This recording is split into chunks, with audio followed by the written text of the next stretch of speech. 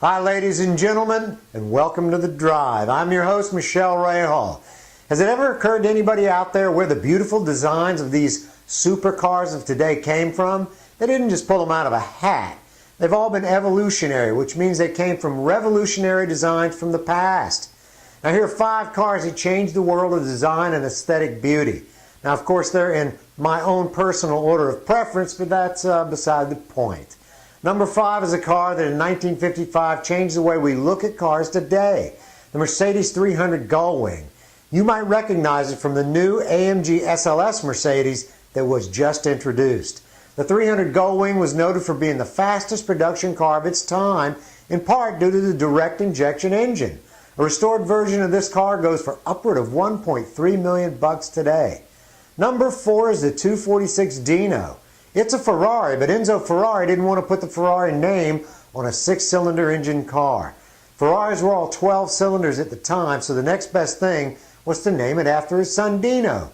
Eventually it did get the Ferrari badge. This little mid-engine car was revolutionary for Ferrari because it was a mid-engine street car. Up until this time, Enzo thought his customers could not handle a mid-engine V12. He was wrong. Number 3 on the list. Arguably one of the greatest designs ever produced, the Lamborghini Miura. It's a mid-engine design and louvered rear deck. It put Lamborghini square in the sights of Maserati and Ferrari.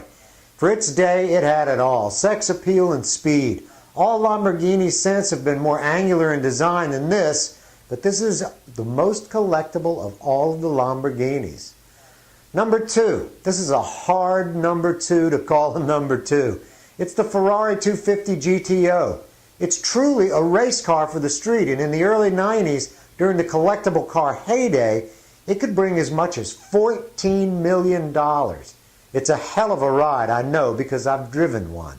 It's stark and it's harsh, but it has those lines that just beg you to try it out. But trust me, this car isn't for amateurs. Number 1 on the list is a car that is directly descended from the famous Jaguar D-Type racing car.